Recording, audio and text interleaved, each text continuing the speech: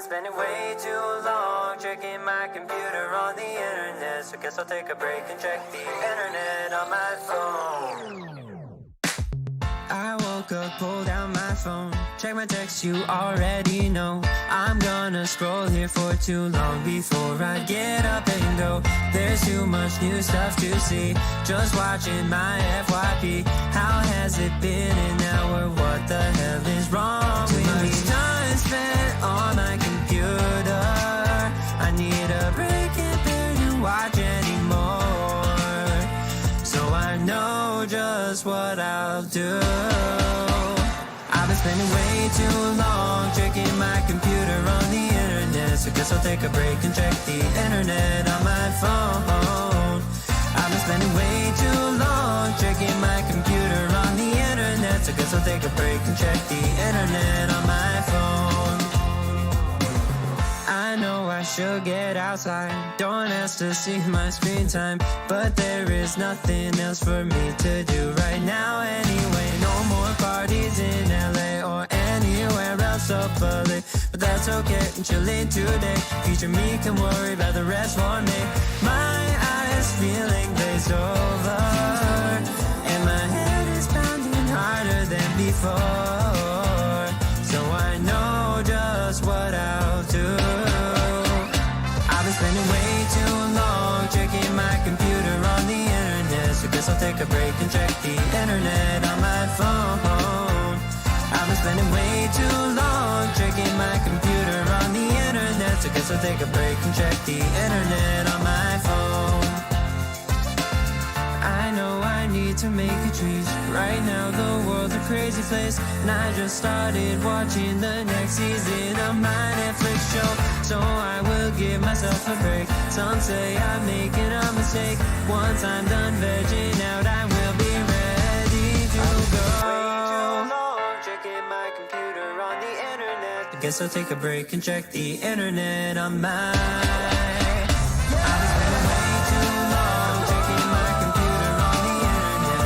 Take a break and check the internet on my phone. I've been spending way too long checking my computer on the internet, so guess I'll take a break and check the internet on my phone. Guess I'll take a break and check the internet on my phone.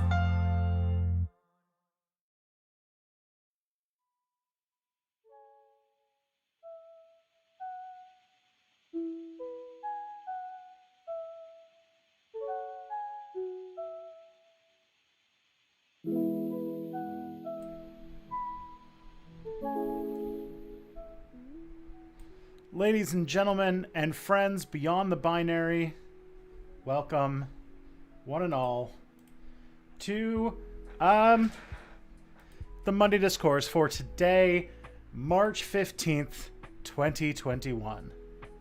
How's everybody today? My name is Tristan. I'm the host of YouTube channel Step Back History, and Tristan Won't Shut Up. There we go. And yeah, today we're going to just getting this web captioner thing working out all right. Okay, good. Hi, I'm Tristan. I'm the host of YouTube channels Tristan Won't Shut Up and Step Back History. I stream 3 days a week on Mondays, Tuesdays, and Fridays. On Mondays, I stream from 12 till 2. It's what you're watching right now. I know for the Europeans, this is going to be a little confusing because of daylight savings time, but, you know, I'm Tristan, or this is noon for me, so this is the Monday Discourse with Mia Mulder, who will be joining us in just a minute. And on Tuesdays, I do Step Back Tonight, which is a show I do in the evenings. Here is a kitty. We have a kitty here. Hello. And yeah, yes. And Step Back Tonight is just with me. I'm looking at trying to get guests involved, but you know, I'm very busy, and I've had I've had a hard time getting my hands on some dopamine lately, so it's been tough to like focus on stuff. Anyways, on Fridays I do the Reactor, which goes from 12 till 2, and that's where people send me content and I react to it. It's very fun. I go by he, him pronouns, and you can find my work at stepbackhistory.com or tristanwon'tshutup.com. If you want to support... Good evening. Hey, thank you, Alex Shendy, for the subscription. Yes. Okay. So, if you want to support my work, you can go to patreon.com/stepbackhistory and support for as little as 86 cents a month with a yearly subscription. And you get to see videos early.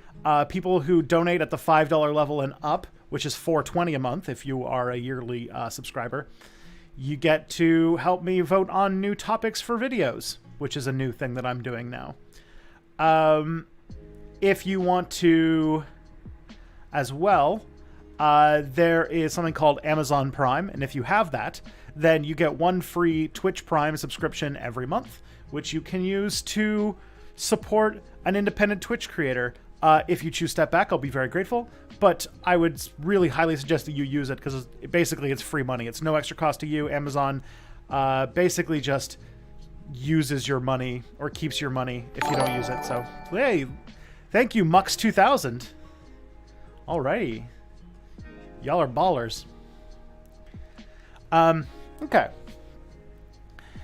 And if you want to see some new content, I made a video last week. Made two videos last week.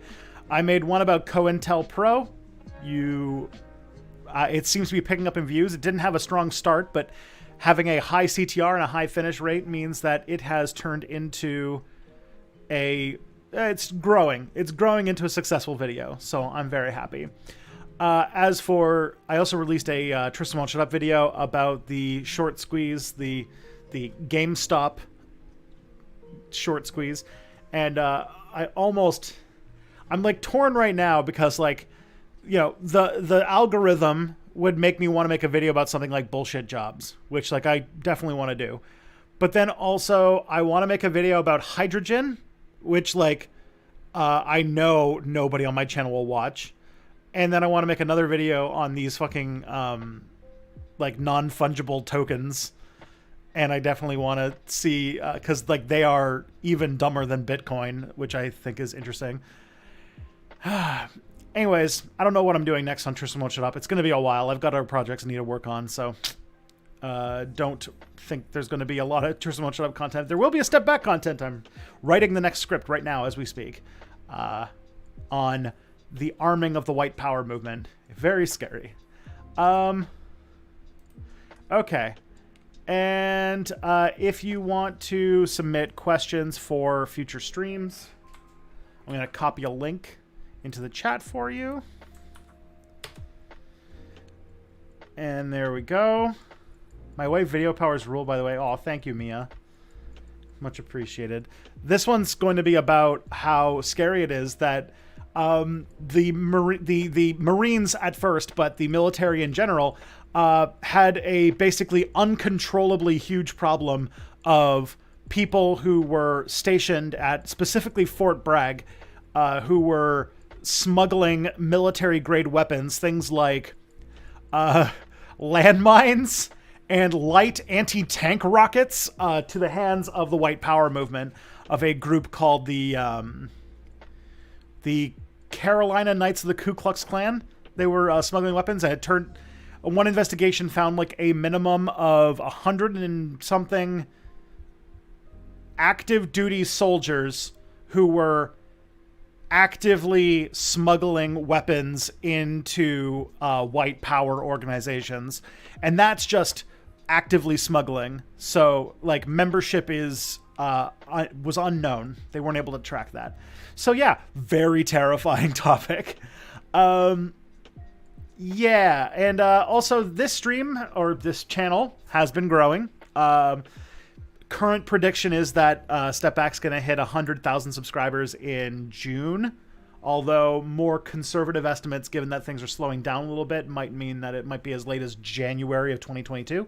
But there are new people showing up every day, so if this is your first time watching a Step Back stream, please make yourself known in the chat. We have a very active and friendly chat community that would love to have you. So there we go.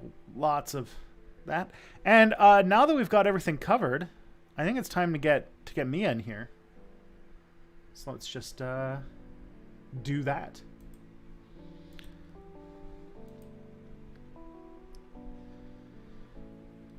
Hello?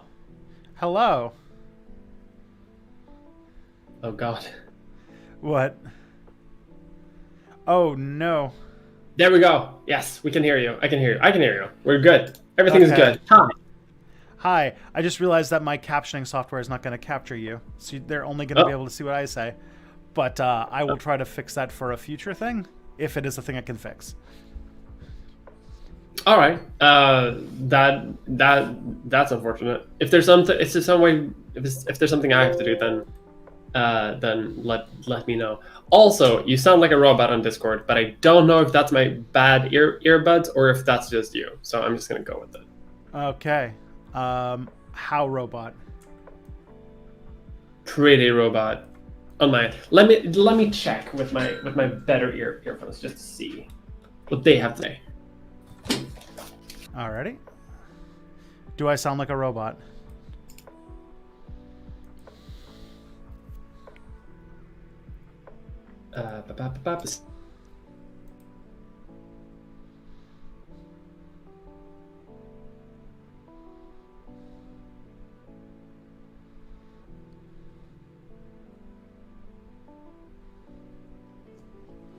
Hello, Phoebes.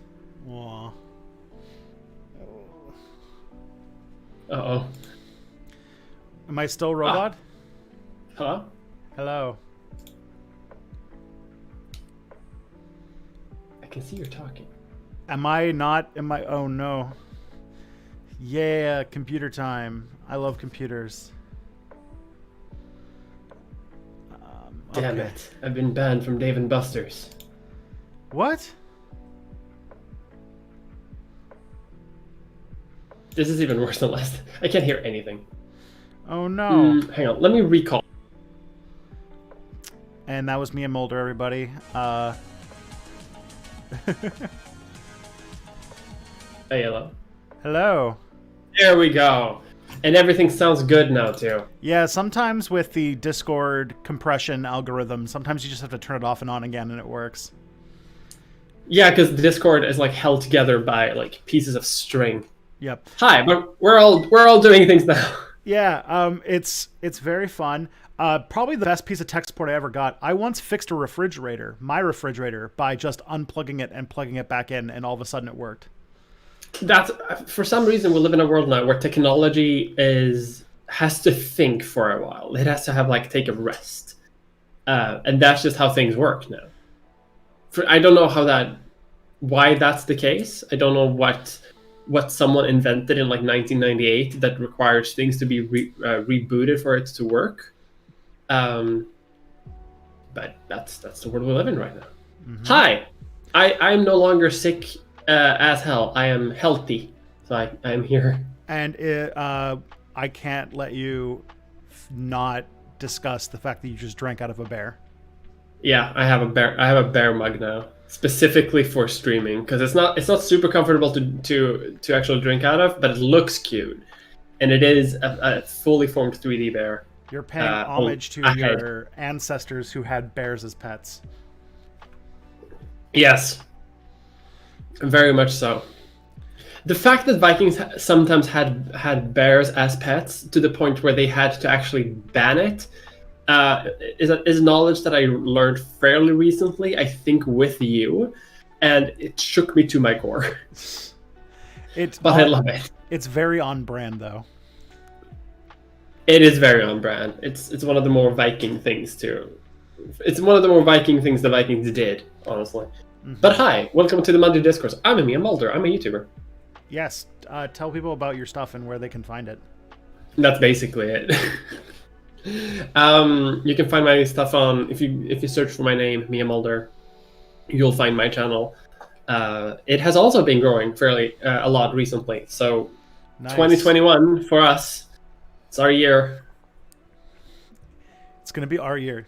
I called your channel taking off year ago.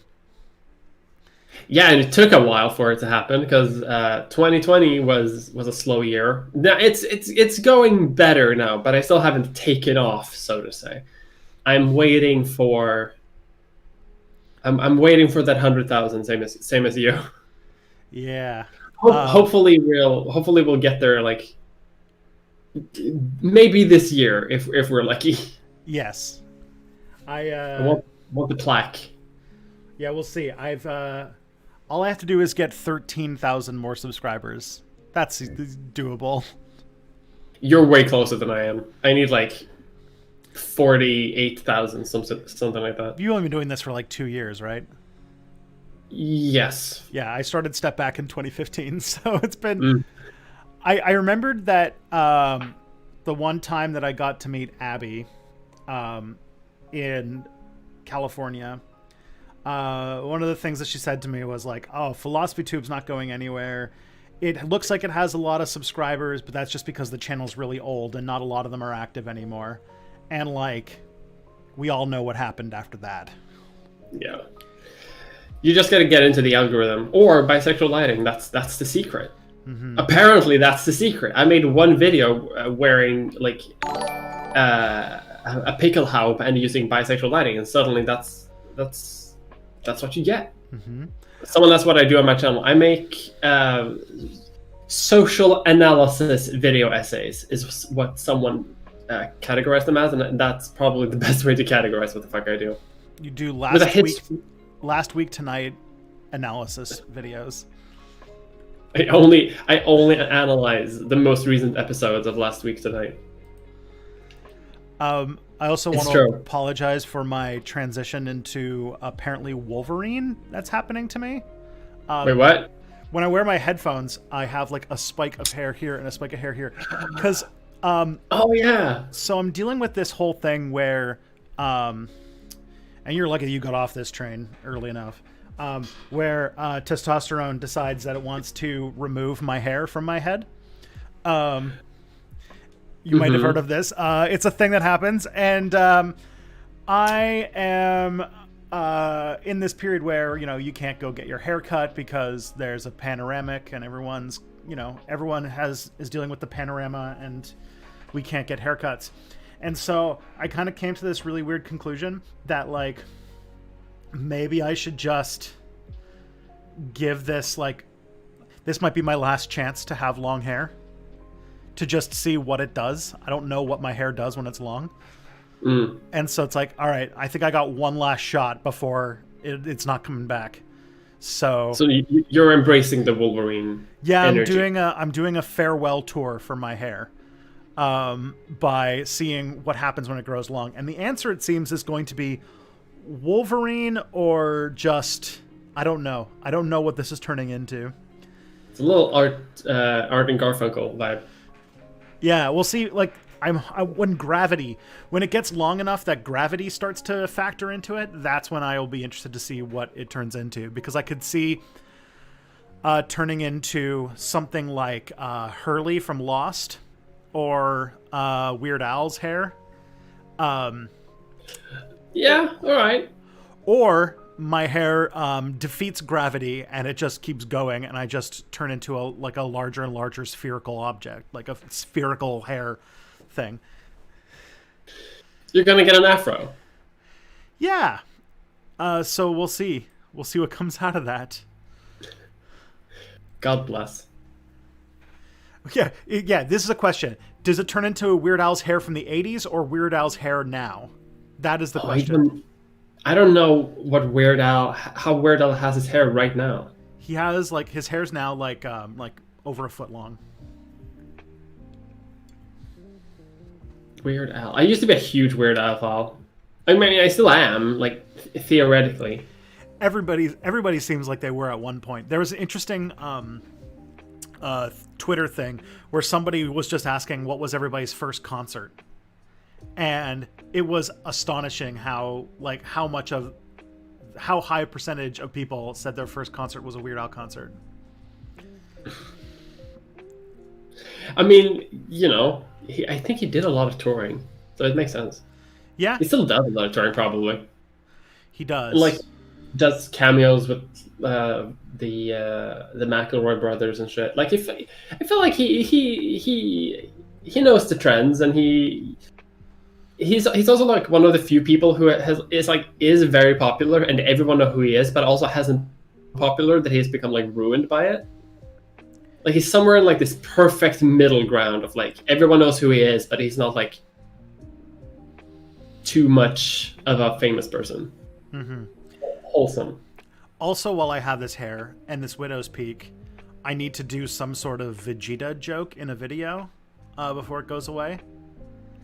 Because there's definitely Vegeta potential happening up here. I have realized the legend.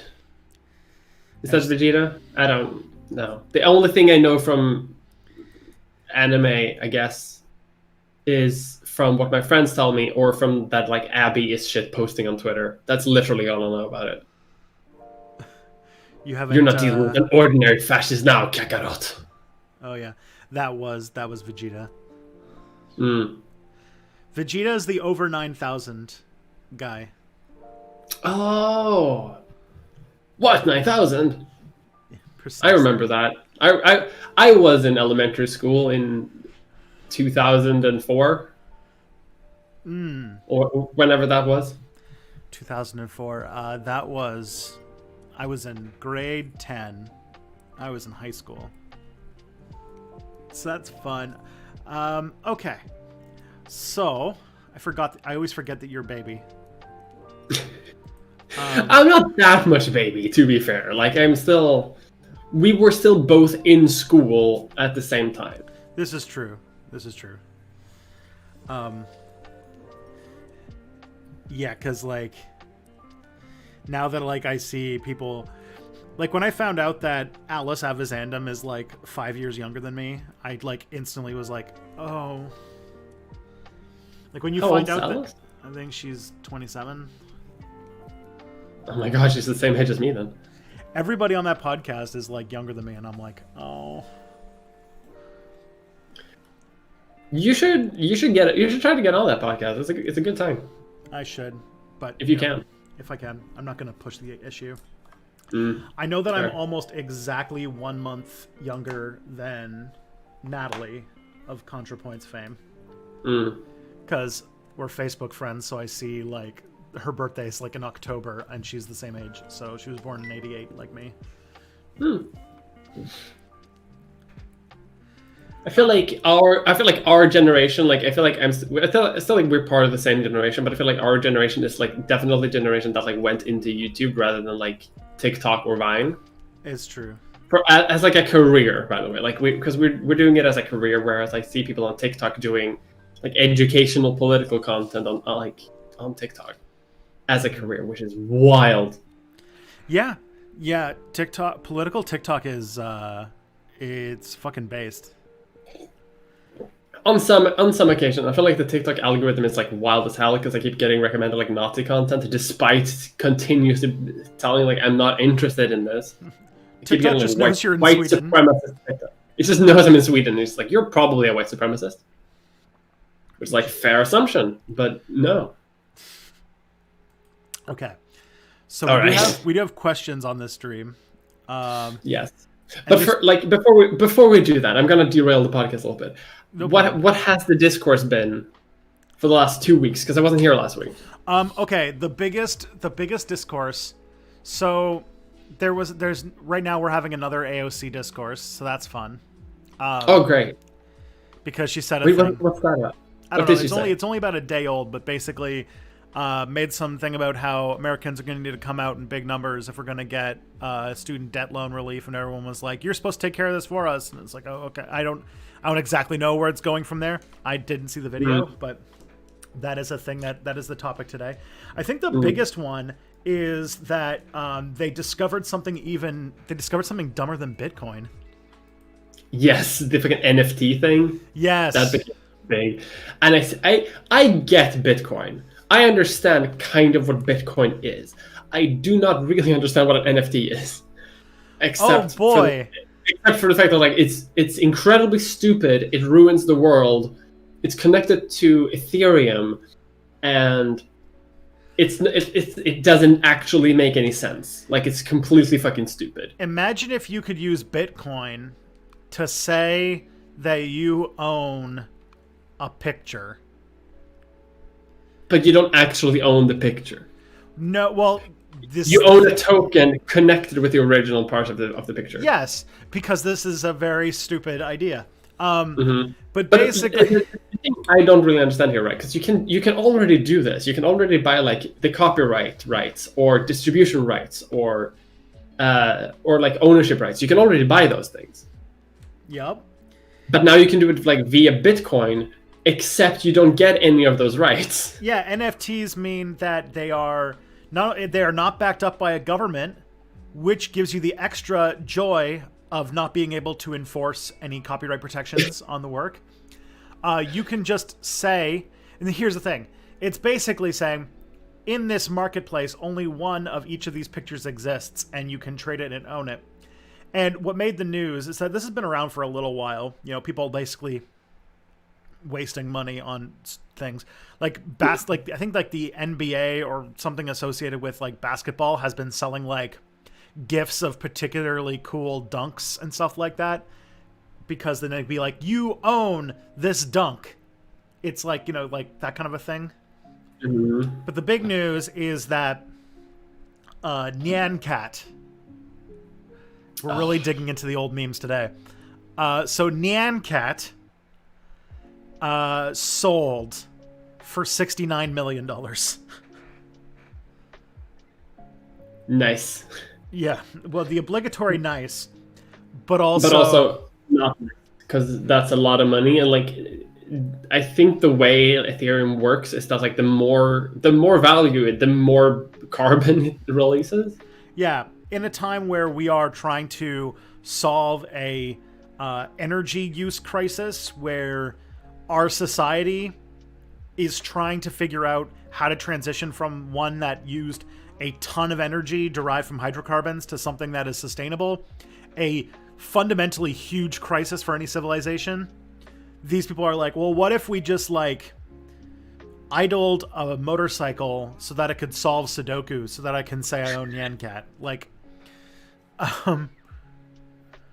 and also none of them, like, you own, like, if you own like a bajillion bitcoins, you can say like, I have $8 billion worth of bitcoins, and it's like, okay, you can use it to buy child pornography or drugs. Make your choice. Or assassins, to be fair. Or assassins. But more likely, it's turned into, I like that the web captioner is going on my screen here, and Phoebe's just like watching the text move, and she finds it very interesting. Oh, that's cute. But yeah, so in this moment where we are trying to find out how to make our society more energy efficient and to find new source of energy, these people are saying, fuck it, let's just waste the amount of electricity. Like, Bitcoin's wasted the electricity of like several countries now to mine for to solve really hard math problems, so that you can say that you have an internet coin. It's oh so gosh, stupid. It's so stupid. Mm-hmm. I can't wait until like a government somewhere like bans Bitcoin mining, because it has to happen soon. Yeah. At this point, you want some like banana shit. Like, first of all, not only is there going to be are there the people who are like wasting the energy of several countries to mine for internet coins, but also they're now finding new ways to do it. Like, now people are creating botnets where they're installing malware on random people's computers so that their computers can mine for bitcoins and send it to them. There are websites that were playing with the idea of, like, if you go to a news site, there's not going to be commercials, but it'll use a little bit of your computer power to mine for bitcoins while you're looking at the news. yeah. And it's like, I can't believe that this is the only thing that we can think of doing. This is really how the sort of like death throes of capitalism is, where we've invented fake money and we're destroying the environment, doing math problems, like, as you said, like solving Sudokus, in order to verify that the fake money exists, in order to get more of the fake money. And because because of the nature of how money works, because people believe it has value now. And And also, people will spend their entire life savings buying Bitcoin. and on top of that, not only are bitcoins a currency that you can't really buy things with, that means that it has almost like people almost don't even talk about bitcoins as a thing that you can use to buy things with anymore. Now it's almost It's all speculative trading. yeah, it is It's the just a speculative stock that doesn't even do anything. It's gold trading, basically. But you can't even use gold. Yeah, it's Karl Marx's idea of the perfect commodity. Like a thing that has absolutely zero actual world value and only exists as a thing to be traded for a profit. Yeah. So essentially, if you really want to break down a material analysis of what Bitcoin is, it is trading massive wastes of electricity for money. It's converting the last dregs of the hydrocarbon resources that we have left to sustain our planet and turning it into fake money that crashes all the time. But you can make money when it doesn't crash. So... Oh, boy. It's so weird. Anyway, I just wanted... the NFT discussion is what I really wanted to discuss. But I do enjoy the fact that like Marx kind of predicted Bitcoin. Yeah. Didn't predict femboy Hooters, but did predict Bitcoin. So we're there. Mm-hmm. Isn't this a wonderful world we live in? It is a wonderful world we live in. But at least I have a bear mug, so it's not all that bad. Mm-hmm. Also, I've been spending a lot of time trying to understand your culture by playing a game called Valheim. Oh, I still have been meaning to try that. Is it good? Do you like it? It is. I've seen you play it. It's very fun and very cozy. It's like, what if a survival game was cozy? Oh, that's because I've only seen it. It seems stressful, but if it seems cozy, then maybe I'll give it a shot. So it's very cozy in the sense that like there's no like worrying about starvation and stuff. Like it's very like no losses are permanent. Like if you build something, you can deconstruct it, you get everything back. Like if you die, you have to run back to the gravestone and you get all your items back. You don't lose anything. It's like very like it's designed so that nothing is very like overwhelming. And if you want to do some stuff hard, there's some bosses that you fight. But if you don't want to do something hard, you could just go and mine ore, which I know as a European that would speak directly to. You're like, mine ore? As a Swede. Can I also farm potentially? You can grow carrot. Can I build things? You can build, yeah. See, this is the perfect game already as a European. Mm-hmm. These are the only things I want to do. It doesn't have automation, which is like the one thing you really need. I can't put down like train tracks and build my own train simulators. No. Oh, the other thing too is that tools break, but they can be repaired with no resources. Oh, well, that's interesting. Yep. Okay, so the first question we have here comes from our regular Israeli viewer, Gad Yarev. I'm just going to pronounce it wrong every time. Okay. The only way to harvest human organs is from a person who suffered complete loss of brain function. While the body still functions on life support, he or she can't be revived.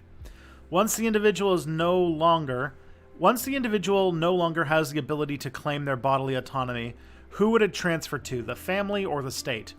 Does the common good of organ donation supersede the relative's right to bodily autonomy? Are countries like Spain and France fascistic for claiming the right to harvest the organs without familial consent?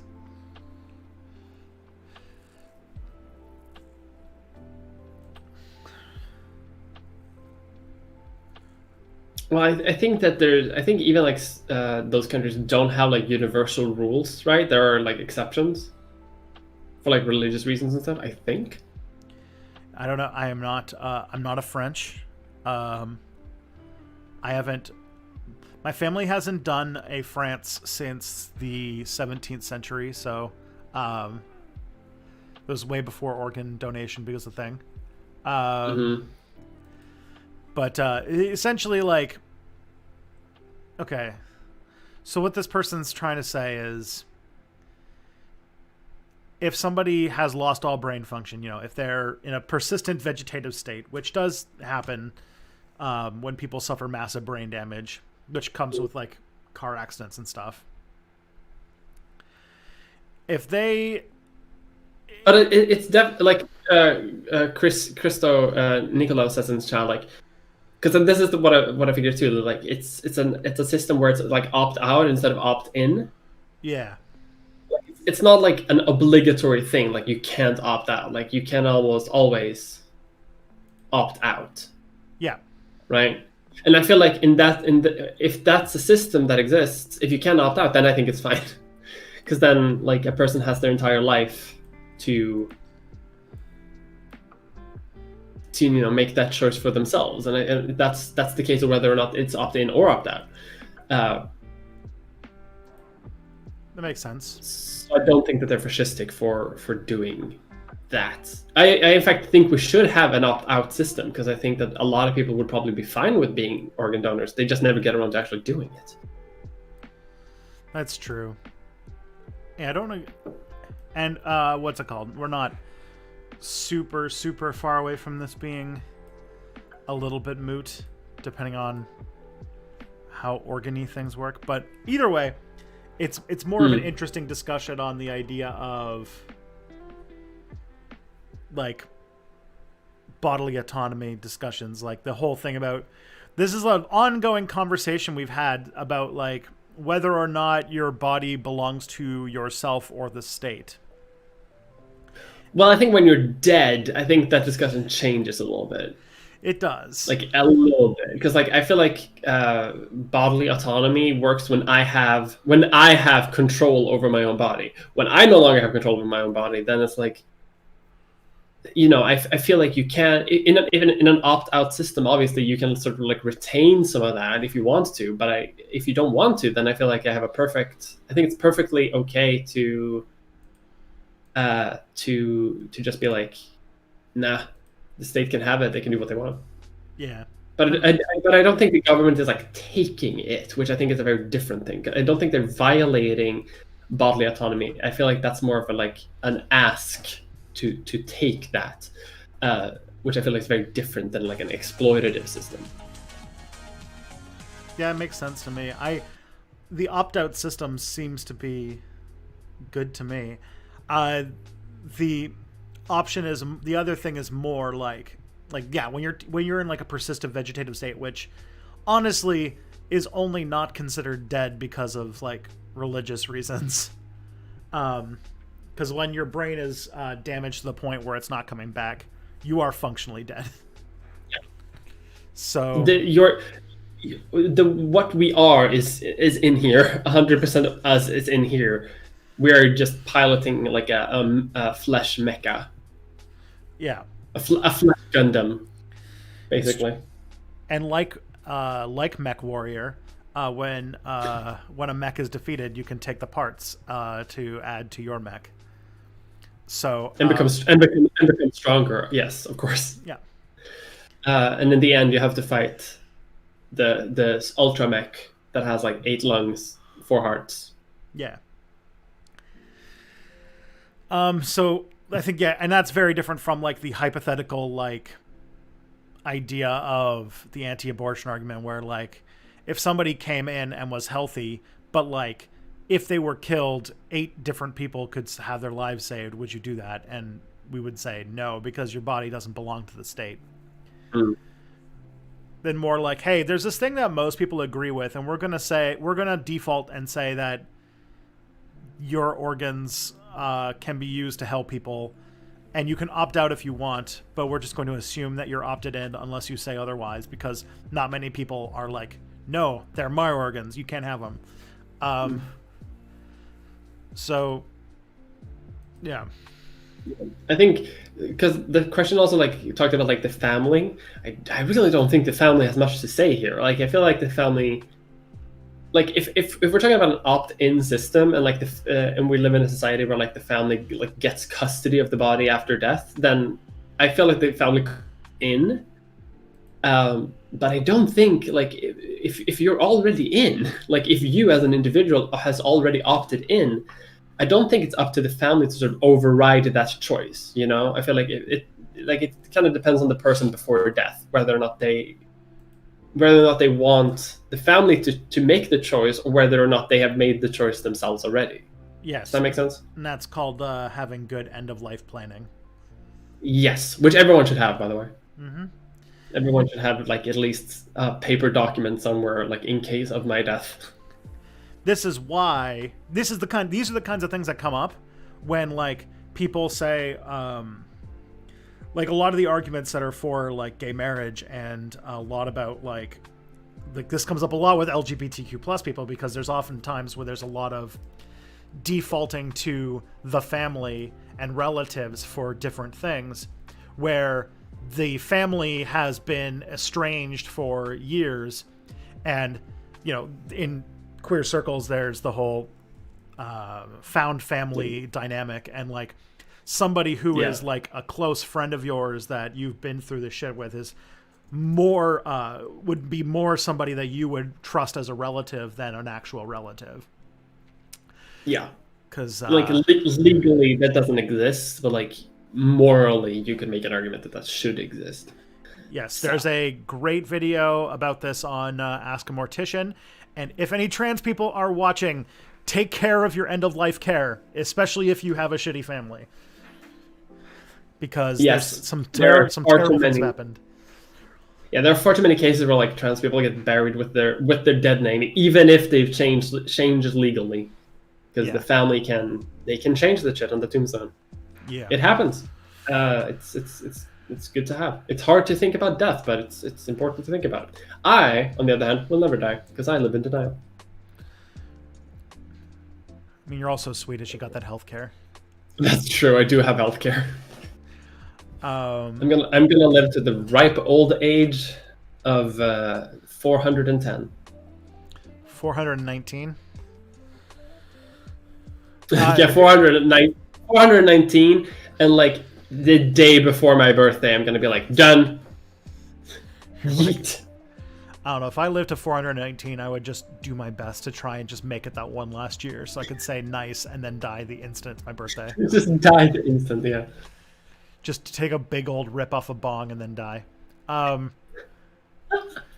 You'll live like Mr. House from Fallout New Vegas, and then like you get taken out of the life support system just on your 420th birthday, just for that. Yeah. You'll live in agonizing pain for like 400 years, but it's worth it. I did it for the bit. It's the year I lived forever. 2400 or whatever. The next question is an interesting, fun one. How about that CPAC stage? So I don't know if you saw this discourse from a few weeks ago. I saw that, yeah. The design people said it was a, quote, honest mistake. Tristan is best, Tristan. I mean, it looks very much like a Nazi symbol, doesn't it? Yeah. Thank you, Lugster, by the way, for the follow. Or for the subscription, sorry. But like, if you don't know what it is, like, it looks like one of, like, a symbol like this with two, like... Yeah, it's not a swastika, but it's a swastika like ish symbol that the Nazis did use. I can see how it could have been an honest mistake, because it's just a geometric shape, and like if you're making a sort of like stage thing that you kind of walk out on as a sort of a catwalk thing, and you want to make it symmetrical, I can see how you fuck it up. If you're a designer and you're trying to make a catwalk and you're also an idiot, then yes, I could see how you... like it's not an impossibility. It could have happened, but I also think that like someone along this process should have been like, kind of looks a little runic, like doesn't it look like a rune? Doesn't it look like a little bit like one of those symbols? Because usually when you make something with symbols, you at least Google the symbol. I think theoretically. So, yeah. I mean, I don't think it was like malicious. I don't think that they were gonna be like, haha, we're gonna sprinkle in some Nazi shit, and they'll never know. Because like, I don't think that they're that far gone. At least like most people. But I do think that maybe someone did this and is an idiot. And if someone pointed it out to them, being like, hey, maybe we shouldn't do that, they were like, it's fine, no one cares. That's what I think maybe. Someone just said on your when you're 419, you'll go to the Ættestup. I will not Ættestupa. I only know of that because of Norsemen. It also exists in Midsummer. It is. It probably isn't a real thing, by the way. I should mention that, like in history, there's not a ton of evidence of it actually having happened. It may have, but probably not. It also rings very heavily of like the kind of thing that Christians would make up about Vikings to show how evil they are. Yeah. Oh, they're so obsessed with honor and glory that if they don't die in battle, they throw themselves off a cliff. Like, no, like most. If you don't know what Ættestup is the idea that like if you're old and haven't died in battle, the way you can like reclaim your honor is by jumping off a huge cliff of a mountain and die. And if you die when you land, then you're like, that's a way to get into Valhalla. So, and it's also like this idea that like you're not a burden to the society by being old. It probably didn't happen. Probably didn't. Like most like Norse people were just like boring ass farmers who did live to old age, and they were fine with it. Even this idea that like we have to die in battle or else we won't get into paradise is definitely a Christian like afterthought, that they were like, there's the warlike fanatic barbarians. They lived to the ripe old age of 38. Yeah. Because, yeah, like, what's it called? Eating turnip when it's like -30 for half the year. Yeah, it's cold up here. But that's why we went south. Yes, I would like to go to Constantinople. It's warm there. I'd like to go to Spain. It's warm. I would like to become a Norman. It's warm here. The tropical land of northern France. Although northern France looks is freaking nice, I should say. Someone, oh boy, I just got a take. Like this is like a Uber take here. Someone just said, "Is Antifa turning into an SS-like org?" And it's like, fucking what? What? It's literally the opposite. It's like, okay. Completely the opposite. America already has an SS-like org. It's called the Federal Bureau of Investigation. Yes. It's true. We already have the SS, it's the FBI, and we have the SA, which is the Proud Boys. Yeah. Are the SA the brown shirts? Yeah, it's the one that came before the SS, where before they became like professional, then they were just like a bunch of rowdy assholes. Really early SA are Proud Boys too, but like before they were really popular, when the Nazi Party was just like 1.2% in the thing. Mm. But yeah, according to the designers, the CPAC stage was a mistake. But man, if it's a mistake, that's one fucking bad mistake. Especially with like the optics that they're dealing with. Yeah. Like they're already being called Nazis. I feel like I feel like everything you do they should at least hire at least one person who is at least like the anti like Nazi spotter guy, who can just like at least like you can filter everything through that one person, so they can be like, hey, is this a Nazi thing? Can we publish it without being like, is it a Nazi thing? And if he says no, then it's okay. Just so they like can try to reclaim some of their PR, but they're not going to do that because they don't care. Yeah, because they're assholes. God, I hate the Republican Party of the U.S. Yeah, and they have a strong lack of self-awareness on these things fairly often. Okay, so that Phoebe, what are you doing? She's doing the thing where now she's bored because she lives in her little house like 23 hours a day, And then whenever I'm streaming, she's like, it's time for me to come down and be really annoying. You're not paying attention to me. I'm going to cause problems on purpose. Yeah. If my there's gonna be some day where my feed is just gonna cut out randomly because she likes to chew on the cable that connects my webcam to the desktop. No! Okay. What do you think of the idea of a leftist getting a strong enough audience or following to have an effect on politics and government? I know this is stepping into great man history theory, but feeling powerless has me thinking about strong people fixing things. You just like, that's like the pure like why people get into dictatorships. They feel powerless and they're like, can somebody please stop us? I don't want to have politics anymore. I just want someone to take over and do stuff for me. It does venture into great man politics a little bit. Like if the idea that like a leftist content creator would become so popular that they would affect politics, is a misunderstanding of why they became popular in the first place. If they became popular, it is because that if they become so popular that you would start thinking that they have an effect on politics, it is because people are so into leftist politics in the first place that they can become popular, and that same popularity is also affecting politics. Yeah. Like, I'm trying to think of like who is the most like popular leftist creator. Like I'm thinking like Hassan or Counterpoise or some shit like that. Like none like. Like, I'm sorry to say this, but I don't think that either of them actually have any sort of significant effect on politics at all. Like, even those who like claim to like de-radicalize Nazis and stuff like that, I don't think that they're actually doing that, because like the science of de-radicalization, like, is pretty like unequivocal in the sense of like, it's not like one person like flipping a switch and changing someone's mind. So people become de-radicalized because like their entire worldview changes, and that can help with a content creator.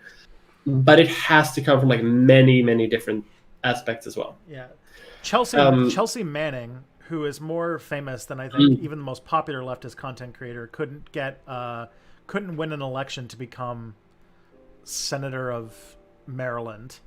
Yeah, and she had like actually like done politics, like involved in politics by things that she had been doing before.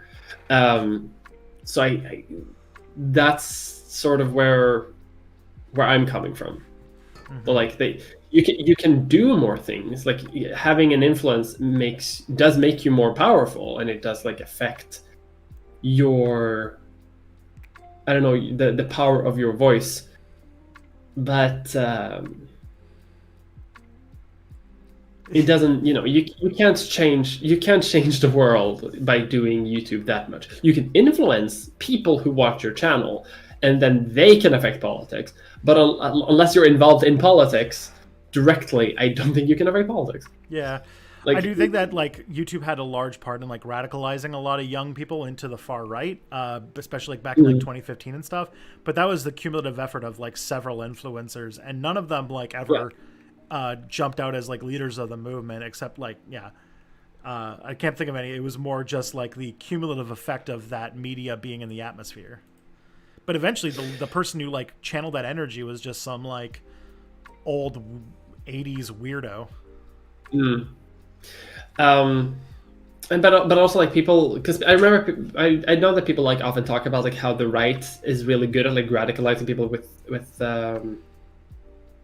into the right. Like I also get that, but like as you say, it's a cumulative effort, and it's also an effort that's like started in like the radio age in like the fucking 60s. Like when like influencers on far right media didn't start on YouTube, like they started on radio, and then they went on to TV, and then they went onto the internet, like, and similar like production companies and like organizations would like take the step throughout the entire way.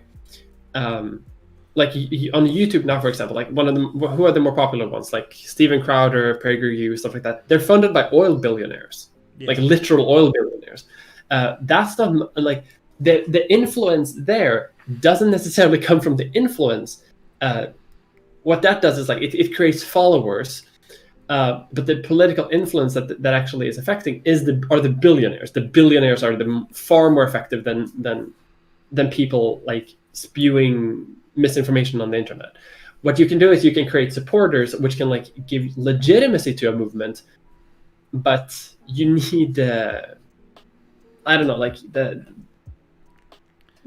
like real political change these days come like more from direct into money. Yeah, there are people who used to be able to do this in the past. Like if you're like if I think of like American history, I think of people like Father Coughlin, who was like basically like a Nazi radio host in America in the 1930s, and like it was because there was like three things to listen to. Even like in the 90s, like Rush Limbaugh having like a huge impact on the American right, because he was one of like, you know, a handful of radio hosts.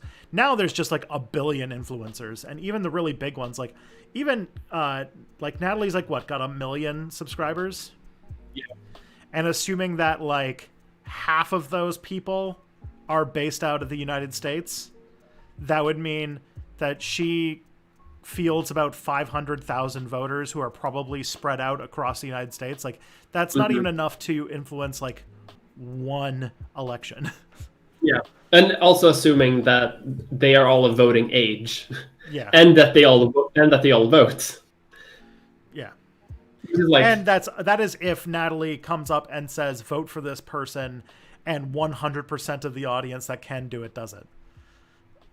Like the impact of a lot of internet influencers is really small, but if there was one influencer to rule them all that could do it, I mean, I don't know if like, I feel like if Mr. Beast said trans rights, that'd be pretty cool. But just trying to think of like an out of control huge influencer. Yeah, but like we also have to remember that like the problem with great man theory of history is that like when we see like a pattern in society, and we attribute that like we attribute that to like anecdotal examples, right? Like there's a huge pattern in history for like, I don't know, like German nationalism in Germany in the 1800s, for example. The great man theory of history would claim that like Bismarck did unify all of Germany, but like Germany was going to unify fucking anyway. Like, may not have been Bismarck, it could have been fucking anyone. Like it was going to happen one way or another eventually. Similar things with like more like if Mr. Beast, I don't know, says trans rights and that leads to something like if that leads to, I don't know, like transporting laws becoming more inclusive all over the US because kids get like into activism or something. It wouldn't be because of Mr. Beast. It would be because like though the ideological tendencies to support trans rights would already be there, and they would only have to be like influenced by something, not necessarily Mr. Beast. Like Mr. Beast wouldn't have caused this total change. It would have been it would have happened anyway. Yeah, if there's a great man story and you look into it a little bit, you realize that most of the time they're putting the cart before the horse, and that it was the social conditions that rose the great man to power rather than the great man changing things. More or less. I mean, it's a bit reciprocal, but still, that's like the gist of it. Like, it's very rare, if it ever happens, that just like one person comes to power and they're able to make huge changes that are against like the popular will of the people at the time. Like, if a person has enough influence that they are just rising to being in charge, then that means they're riding on a wave of something that's already popular despite them. They might have grown it, but they're not going on nothing. Yeah, exactly. Okay, have you ever examined the history curricula common in homeschooling like Abika or Monarch? No, not at all. I have no idea what that is. Yeah. Homeschooling is not legal in Sweden, so... Yeah, I don't like people do it to teach like people do it in like America and Canada so that they can either get like a usually because they don't like evolution. That's the main reason they do it. Don't want my kids. Another thing I'm reading about with homeschooling that'll be more in not my next video, but the video after, has to do with the fact that a lot of Christian identity, which is sort of like a white supremacist Christian sect, that it's sort of the Christianity for the white power movement. A lot of them did homeschool so that they could raise their kids in like a pro-Nazi, pro-white supremacist agenda and not integrate with other kids, so that they're completely like blocked off from knowing about the wider world.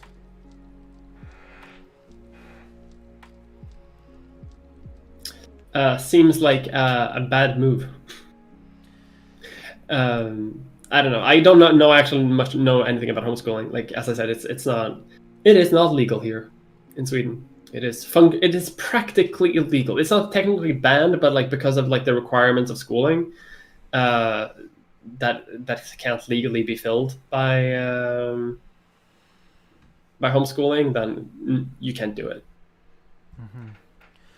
Okay, next we got here, life topic. Have you ever taken a personality test? Do you know your MBTI? MBTI? Your Myers-Briggs type. Oh. My Myers-Briggs is Sagittarius. That's my Myers-Briggs types. I don't know what my Myers-Briggs type is, honestly. I think I did a... No, you go. I've taken it once, and I think I got ENFJ, and I have no idea what most of that means anymore, because it's about as good as it's your modern day zodiac in a lot of ways. Very much like the modern day zodiac. I don't remember anything. I've done those tests, but I don't remember anything. I remember when I was a kid, they were really popular, and I remember people would bully in my high school other people to take the tests to find out whether or not like their like elementary school boyfriend or girlfriend were like compatible, and if they weren't, the people would like hold us break up over them. Wow, that's intense. Yeah, that's intense. I know. Okay, I don't know. It's a weird thing in like modern day, like everyone started to come back to talking about astrology and stuff like that. Like either I wasn't paying attention and everybody was just into it and I wasn't paying attention, which is more likely than not.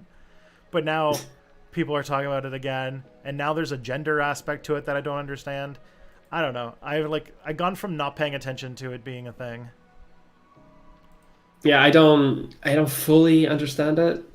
I'm happy for the people who like it. I enjoy your fun. I don't get it. I'm a historian. I believe that what shapes your personality is how much you hate your history teacher. Yeah. Okay. What do you think of the independence movements I did not know that. Okay. First of all, this is another part about how I'm learning that Europe in general has an independence movement for basically every square kilometer. Yeah. So every city block wants to be independent in some way. Yeah. So this is apparently there's independence movements for Northern England and Northumbria. Yes. And apparently they're real. Apparently, I think it started as a joke, but now it's actually like a real thing. They don't have any popular support, but I support them. It seems to be a movement composed mostly of socialists opposed to Starmer's Labour Party. Yeah, and there's definitely an argument to be made here, because like the north of England has like been very much like not taken well care of by people in Westminster, like at all. Like yeah. Northern England is like really like shafted, and they don't have any like local like governorship. Like Scotland can kind of rule itself a little bit. Wales can rule itself. Northern Ireland, Isle of Man, they can all kind of rule them. But Northern England doesn't have that. They have to be ruled from Westminster, and Westminster doesn't give a shit about them. So I can see where they're coming from. I'm so happy about this because I want to completely destroy the United Kingdom. Balkanize the UK. Yeah, because right now the UK seems to be like its politics are all designed around benefiting essentially London and nothing else. Everywhere else around London is like miserable, but London is the only city that is only partially miserable. Phoebe, no. She's gotten into the phase now, or she's gotten into the mood now where she wants to knock everything off of the desk. God bless. Good cat. But yeah, I think that, I don't know, if Scotland goes independent, I think that Northern Ireland will follow too. And like this sort of like resurgence of like independence nationalism, I think maybe Wales would go too. And at that point, England would be like disintegrating anyway. So why not just like go back to some sort of like 800 kingdoms? You know, let's have the Kingdom of Wessex, Northumbria. I'm fine with that. Definitely, I'm more invested in whatever that thing, something Holstein independence. You want to hold? Yeah, sure. Schleswig-Holstein can be independent too, just so we have like a buffer zone between Germany and Denmark for some reason. Is that Romeo? No, this is Phoebe. Yeah. Phoebe lives in my office, basically, so. That Holstein Schleswig-Holstein or whatever is like proof positive that like every square kilometer of Europe has an independence movement. I'm sure there is a Galician independence movement. Yeah, they're not that popular now though. They were more popular under Franco, but now they're sort of like, yeah. Catalonia is probably the one that's like more into it in Spain than Galicia. There's got my hope is I'm actually strong into Burgundian independence, where I want a chunk of France and Belgium to become its own country again. I'm fine with that. Into becoming a non-contiguous country. Yeah, parts of like Germany and like bits of Switzerland. I'm fine with that. I'm also West Francian independence. And Britannian independence. I would actually be fine with like Occitan independence, which was a thing for like a very, very short amount of time. It never became independent, but like it could have been, which is like half of modern France, basically, all of the entire southern part of France. Because like in the 1800s, France basically decided that like there is only one type of France, and it is Northern French, and like forced everyone to speak the same kind of French. And people in the south just fucking hated it, and almost like started an independence movement, but it never actually went anywhere. Unfortunately, I would love for that to happen. I also think that there should be an independence movement to split San Marino in half. I think it's too big. No, I like San Marino. San Marino is one of the only places in the world that have been offered more land in a peace deal and said no. They're going to get a velvet divorce where San is going to become its own country and Marino is going to be its own country. It's going to be the San Republic and the Marinovia. God. I like that though. Like I do want to visit San Marino. I really do. Seems like a fun place. Yeah. Someone just said Aragonese independence. I mean, that's basically Catalonia. Yeah. Well, not really, but kind of. Also, doesn't Andorra kind of consider itself a little bit of that? Well, Andorra is a country that is weirdly enough ruled by two rulers, one from Spain and one from and the King of France, which is Macron, which I think got a split. It's like led by like a bishop in Spain or something, and the King of France, which is Emmanuel Macron, who's the president, who is also the president of San Marino. Like nominally, yeah, I was of Andorra, because like that's just how it works there. I was gonna propose a sillier one, and then I realized it's a real one that's just very silly, which is breaking up Belgium into Flanders and something else, so that the Flemish people and the French people don't have to be in the same country anymore. Oh, like the Wallonia and Flanders. That's going to happen. Like I'm confident that's going to happen soon. I'm surprised it hasn't happened already. Like independence parties are like the most popular parties in Belgium, for what I've heard. which is why they're currently like countries keeps getting into a deadlock because they can never agree on anything. But like literally, like you could walk across Belgium in like 4 days. Like how finely grained does these countries need to be?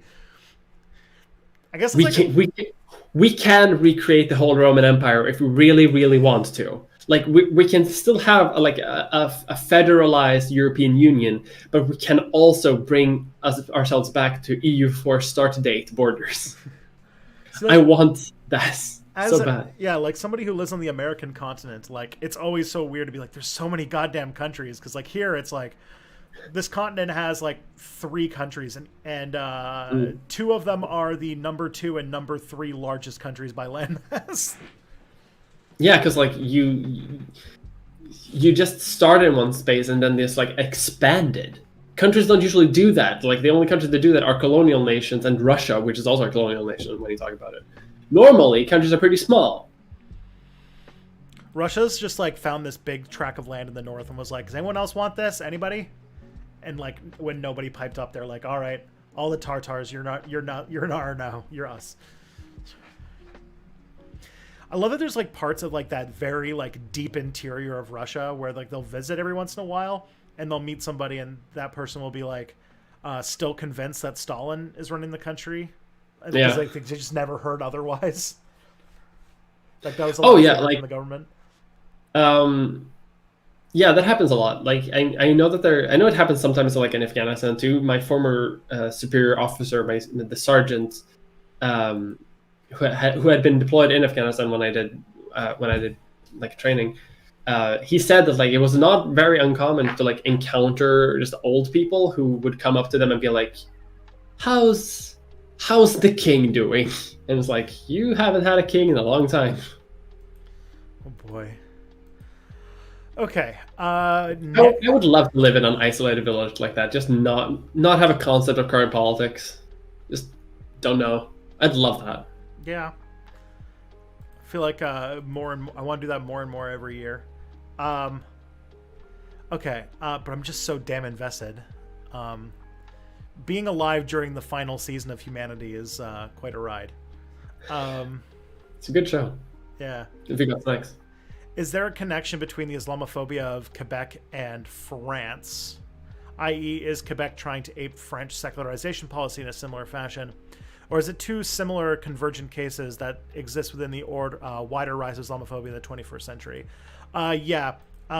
Quebec definitely has a connection more to like the kind of, if you think about it as like press languages, right? Like there's something to be said about how the politics of different countries or of different groups have to do a lot with what language their news is in. Like there's something that connects like Canadian, American, British, Australian, New Zealand politics, because those are the countries we talk about, because those are ones that are English speaking.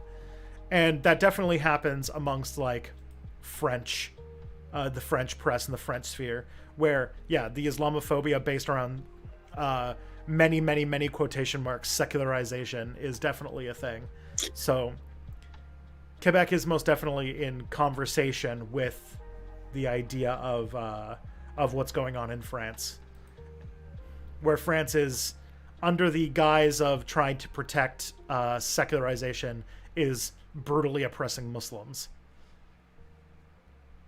That's obviously how you keep freedom of religion, right? Yeah. Everyone's just Christian. That's freedom. Although I don't know, French, as I say, are French people really all that religious anymore? And I'm like, that's fair. They're just like, well, they're Christian. They're atheists until encountering any religion that isn't Christian. Like I think there's really only 2 Christian countries left in Europe, and it's Poland and Italy. Italy doesn't have a choice; they have to be. They're hard coded to be religious. This is a bit of an aside, but it reminds me of my absolute favorite TikTok account, which is these 2 Italian brothers that just find like cursed people making cursed Italian food, and they just like freak out. And the funnier ones lately are where like they saw one of somebody boiling a slice of pizza, and they were like, just pulling out like proceedingly larger crucifixes to ward it off. Why? Oh no. Yo, I'm learning that like different countries have some wildly different concepts of pizza, and I want to know what the Swedish concept of pizza is. What are some popular pizzas in Sweden? Well, first, it's the kebab pizza, which is great, by the way. We have like kebab on pizza. Apparently, you don't have this. It's amazing. Kebab's not really become a thing here. Shawarma's more of a thing here. Oh, I guess. Well, you know, if you ever have the chance to have like a kebab on pizza, that's amazing. But what we do have, which is absolutely fucking cursed, is we have banana and curry on pizza. What the fuck?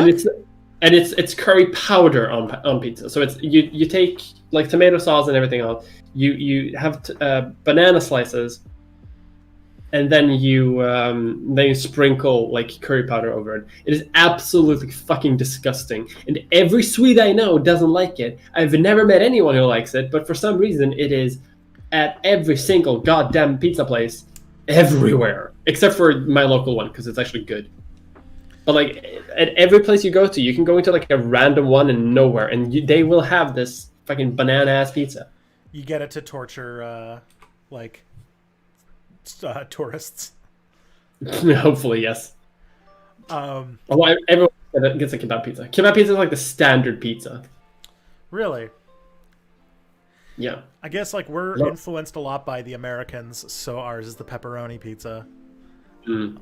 I think that's like, Swedish cuisine culture is like very much influenced from that one time like 300 years ago when we were allied to the Ottoman Empire. So we like took their meatballs and was like, oh, kebab, this rules, and we just kept it. Someone in the chat just says, I'm Swedish and I love pineapple banana curry pizza. Why?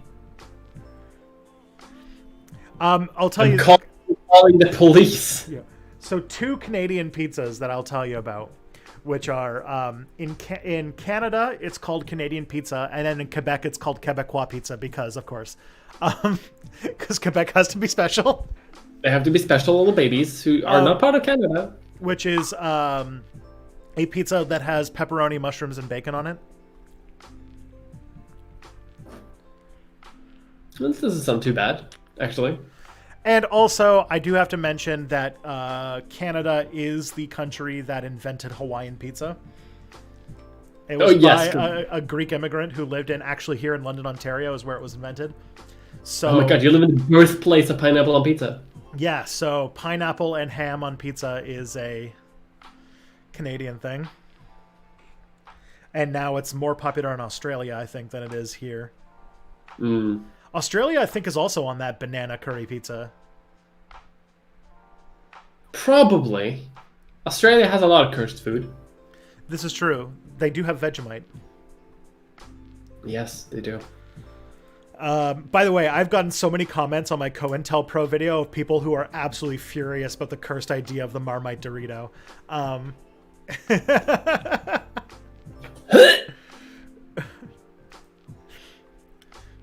Truly cursed, though, the Marmite Dorito.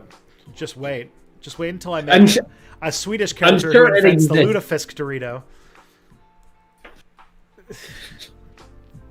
Surströmming Doritos. Oh. It might exist, honestly. I've seen some weird ships. Yeah. Okay. Yeah, like in the UK, they have shrimp flavored chips. I'm like, what? Okay. Yeah, I never tried that, but apparently it's great. They don't sell that. Okay. We have ketchup flavored chips. We have nothing to stand on. Okay. And it's actually kind of great. What languages do you speak? Is it necessary to learn languages when you're studying history? What do you speak? Well, first of all, it's pretty necessary to learn languages when you're studying history. Sometimes you don't use it for what you're studying, but a lot of PhD programs require that you take a second language and that you pass a test in it, just as like a qualifier for a PhD. At least here. It's sort of a thing that's coming out of fashion, but it was a thing for a long time about how you need a second language.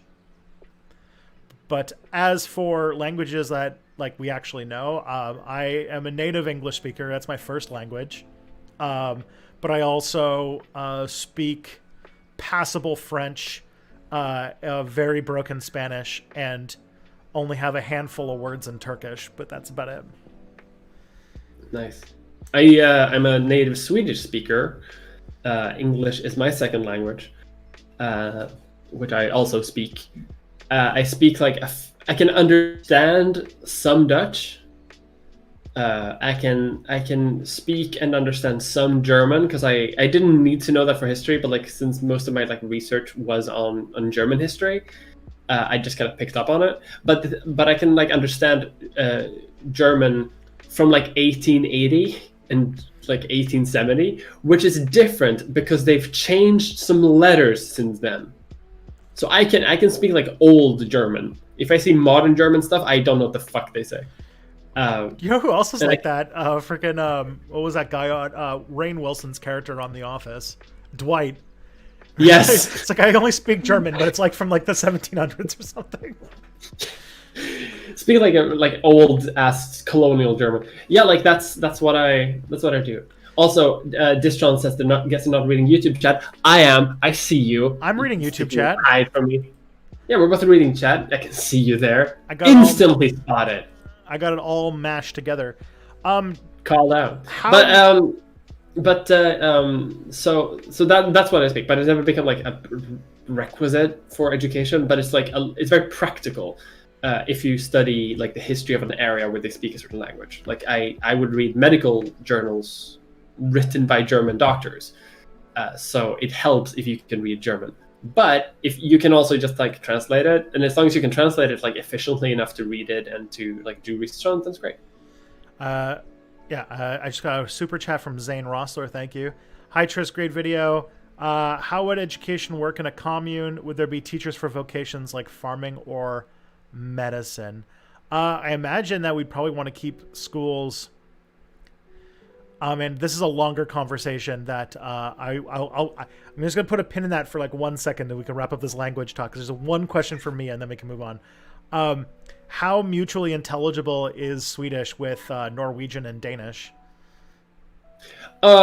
Way more with Norwegian. Like we can understand Norwegian like a fair bit. I can understand Danish.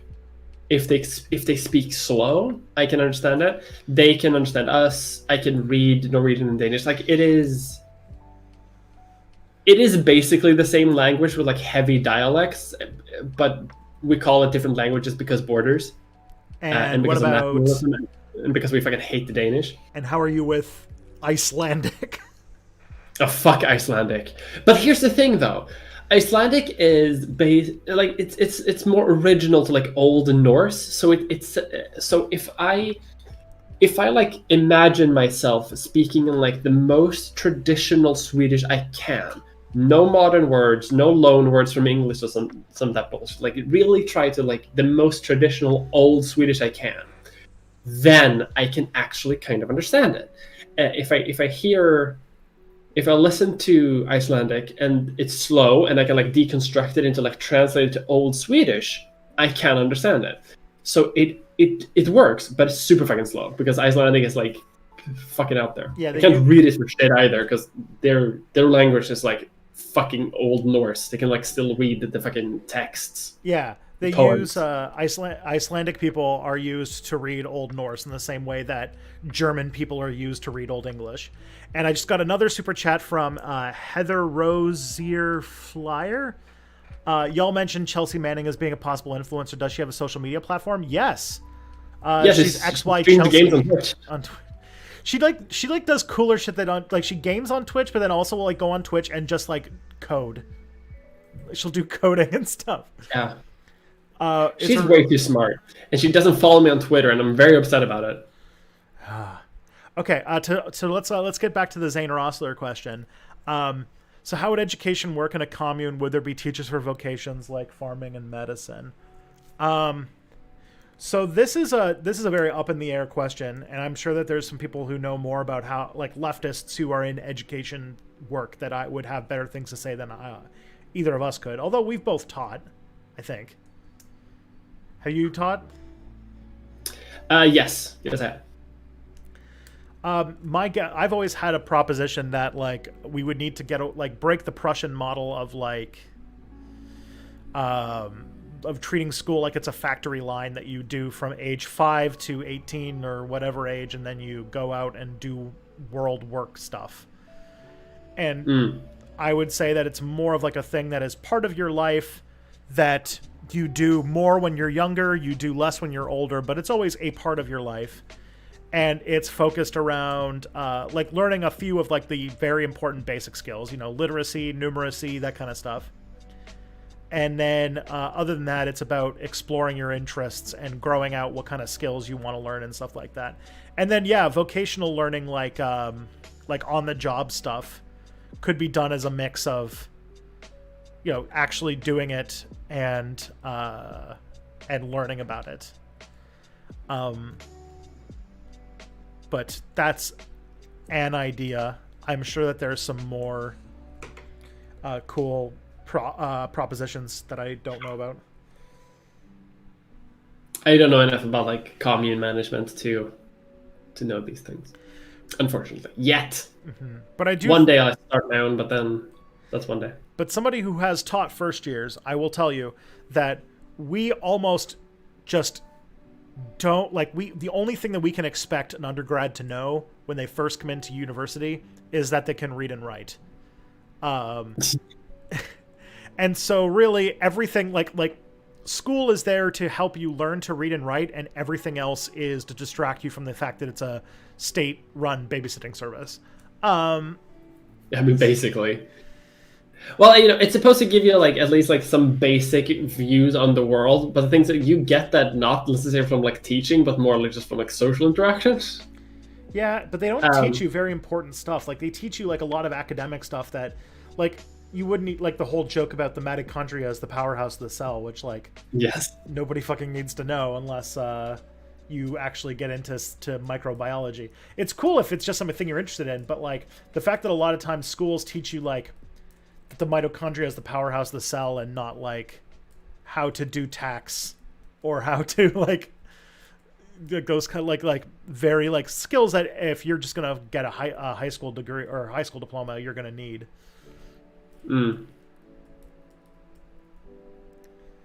God, I don't miss teaching though. No, I loved being in classrooms and teaching. That was really fun, really rewarding, and I had a great time. I hated marking. Marking is you just realize how stupid and arbitrary it is, and then you just put random numbers onto things, and then you get people who complain about their marks, and it's just a whole process, and it's just a pain in the ass. And yeah, that's the benefit. That's probably why we went into YouTube, right? Because we can still teach, but we don't have to like mark our viewers. It's true. Nothing will be on the test.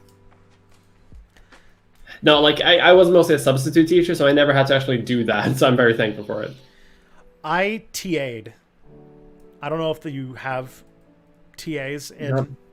So in universities here, they break big classes into tutorial groups, and so outside of the lecture, you do like smaller hour-long lectures. Like you would have in a week, you'd have a 1 hour lecture, and then you'd have 2 hours or 1 hour of coming into a classroom with like maybe 30 people and having more like discussions on the readings and things like that. And I did that.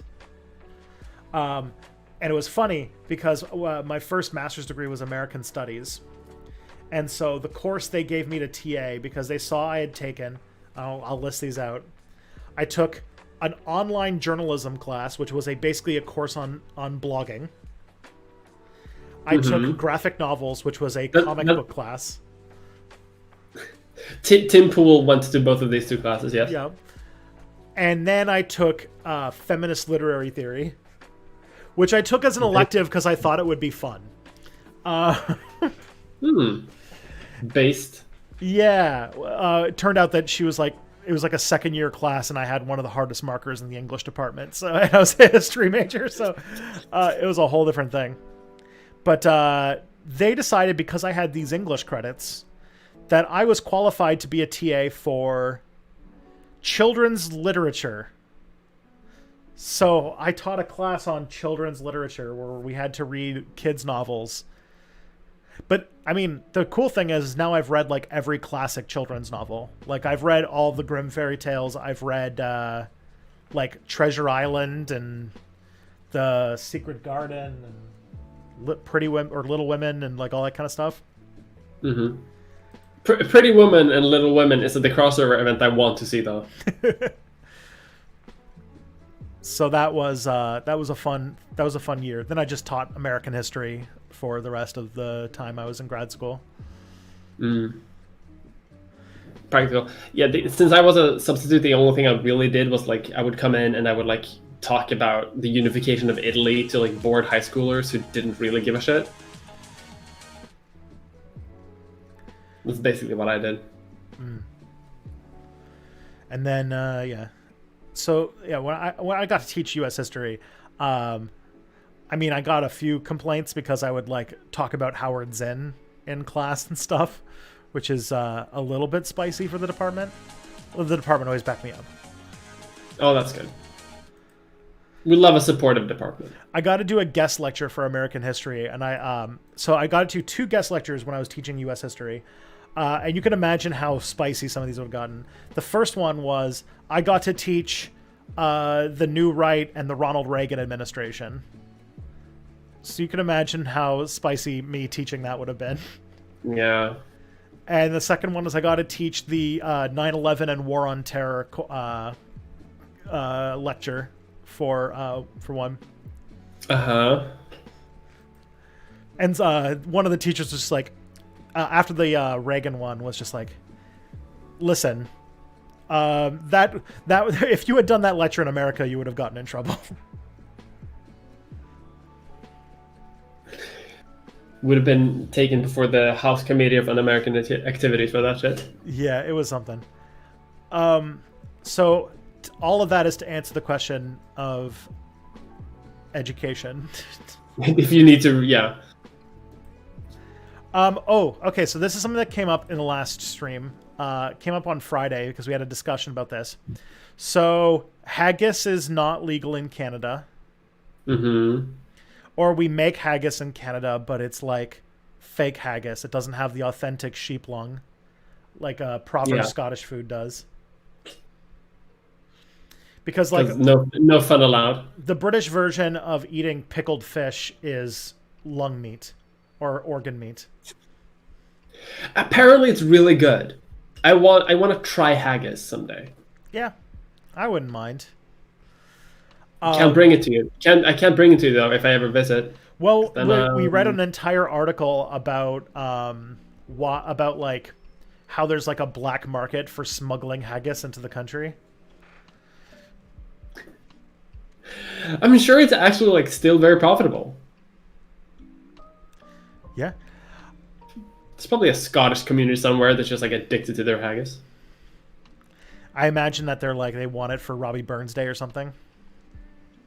Probably. Still don't know what Burns Day is. Fully. The British do pickled fish too. Robbie Burns Day is the day to celebrate the. It's basically like St. Patrick's Day, but for Scotland. Oh, okay.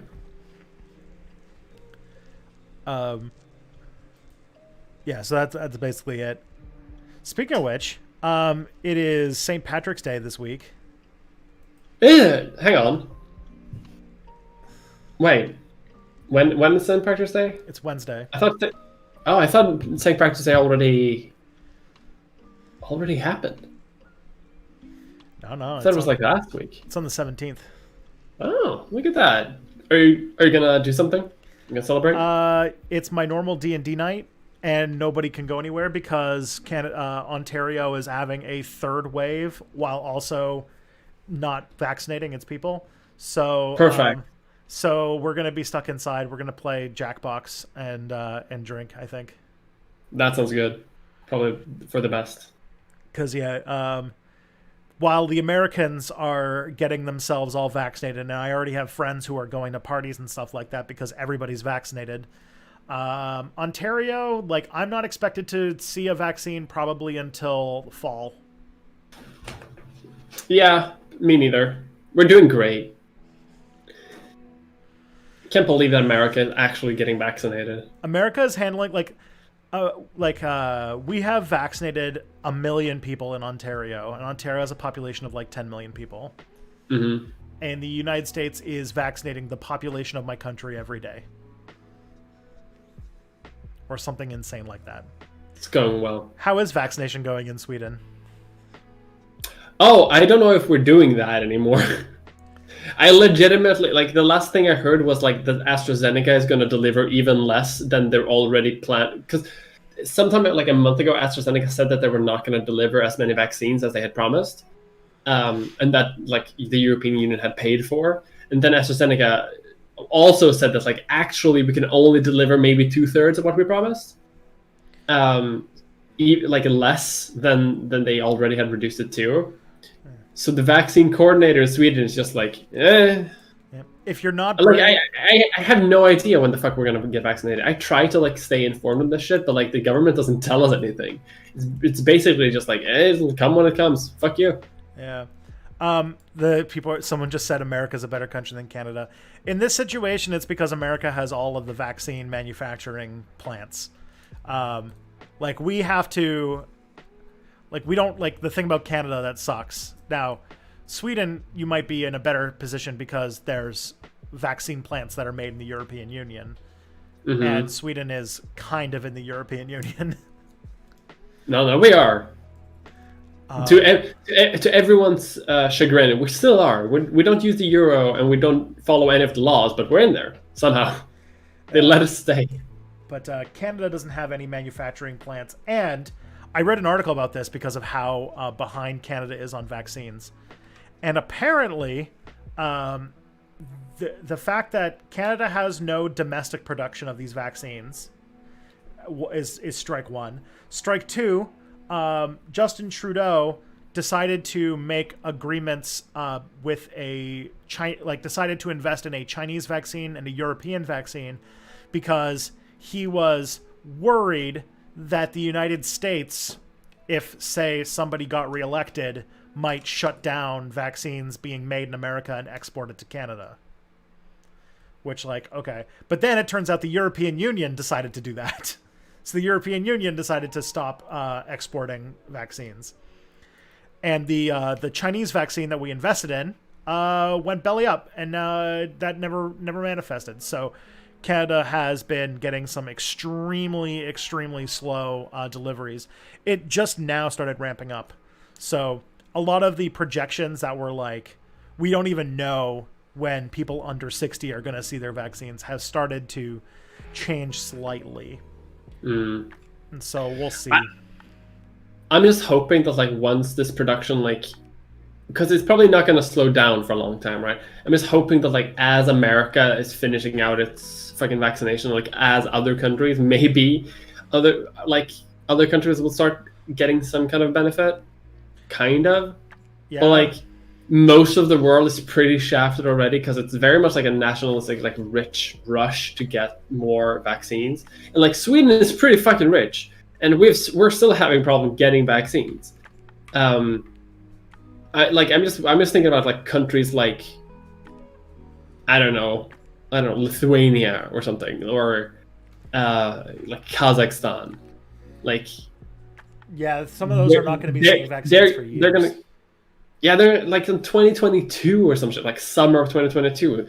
I saw some estimates that like most of Africa is going to get like the vaccine by like the summer of 2022, like over a year from now, which is bullshit. Yeah, there is some attempts to change that. After those numbers came out, they then started the COVAX program, which is an international program to basically sop up all of the extra vaccines and pool them to go to the global south. The second thing, and I don't know how successful this is going to be, but there's this push to make a temporary end of the copyright protection on these vaccines, so that that countries could make generics for a few years. And isn't it fucked up that that's not a thing? Yeah. Isn't it completely messed up that like we have several different like types of vaccines and none of them can go generic? That's completely fucking messed up. It would save like literally millions of lives, and because of our fucking like profit obsessed ass society, we're still just like, we can't have it. Can't have a generic version because the corporations need to get their fucking money back, because God knows the pharmaceutical industry isn't making enough money recently. Like, Yeah, COVAX is good God. COVAX is the program that the WHO, i.e., Bill Gates, is doing to try and get vaccines to the global south, but without having to deal with the copyright issue that is the reason, or the trademark issue that is the reason why we're not, like, we would have so many more vaccines today if it wasn't for the copyright issue. Yeah, if it wasn't for Bill Gates like strong arming a bunch of like governments into not pressuring the pharmaceutical companies into releasing patents for patent free. I mean, some scientists wanted to release it for free, and they can't because like fucking rich ass billionaires want to be like, want to save the world, but I want to make profit off it. Yeah, this is why I'm always thinking like, God, I hate Bill Gates so fucking much. I hate Bill Gates so fucking much. This is why, like, man, if you really wanted to change the game here, I'm just saying, if Chairman Xi, if you're watching this right now, if you want, because like we know, like it's almost guaranteed that your spies have collected the recipe for all of these vaccines at this point. Oh, 100%. Just release it. The good PR that People's Republic of China is going to get from that is like amazing. Yeah. So your navy is already bigger than America's. Your economy is like almost this close to being larger than America. Just do this. Just do this, dude. Take the top spot, and like everyone will start liking. Did you see the news story that came out over the weekend? Actually, what? So you remember how the U.S. did war games against Iran and got its fucking ass destroyed by little boats with rockets? Yeah, because the American Navy is actually meant for like show of force rather than actual force, because they haven't actually fought anyone since World War II. Yeah, we don't. What we don't talk about is how the United States military isn't so much good as it is expensive. Anyways, they did war games against China, against a simulated Chinese opponent, and it leaked that it was an absolute disaster. That America, in a simulated version of China, of a naval engagement against the Chinese, was like they lost almost in a single day. Like, and same with the Iranian one. The Iranian one, they had all of their big battleships taken down after like with like a bunch of small ships with cheap rockets, and then they just rocketed all their bases and they had nothing. A good story that I was also going to tell, that Sveen Huvud in the Twitch chat said earlier, a hacking, like when I'm just going to tell the full story. A Swedish submarine did actually the same thing during like war games with like NATO. Because Sweden has like a stealth submarine that like runs on diesel, but like can also use a Stirling engine that is like way more quieter than a nuclear submarine. And like ran paces with like the American Navy. Like a Swedish shitty like diesel submarine could like sink aircraft carriers and like destroyers like it was nobody's business. Yeah. And that's something that the Swedish military loves to brag about, because that's something that they told us in basic training like all the fucking time. So like the American Navy, as you say, it's not actually good. It's really just there for like big. You want an even sadder one of these stories? You know, it's another country that routinely kicks America's ass in war games. The RCAF, the Royal Canadian Armed Forces. The 19th largest military on Earth. Oh my god. So our dinky ass military, and like every simulation about trying to invade Canada because, you know, fresh water and such, always results in Canada just turning into an absolute shit show because of just the sheer amount of land and random people who have guns and stuff. So yeah, oh man. America's got this thing where it projects itself as this powerful military, and the second that it ever actually starts a war against an actual country that has a real like modern military, it'll crumble. Mm-hmm. And I feel like they very much like, this is why I don't think, like, even though they're going to saber rattle against China, that seems to be the new thing they're doing right now. That they would never pull a plug on that, or they would never pull the trigger on that because one, it would be the end of the world because China is a nuclear armed state. But second, it would never go, and also because America and China are hopelessly dependent on each other for trade because America just exported all of its industrial capacity to China and was like, this is a good relationship. Nothing bad can ever happen when you take all of your industry and move it to another country and then have them be antagonistic. I love to have my enemies make everything that I have. Yeah. But then next is that I feel like if America ever had its ass shown and actually got like its ass kicked in a war against a modern country, that would just be the whole like image of America as this like hegemonic empire that we've just been building for decades would just disappear overnight. My God. I imagine that as a Svisyod, that most of your war games are against somebody in Moscow. Colloquially called the Eastern Threat. We don't name names.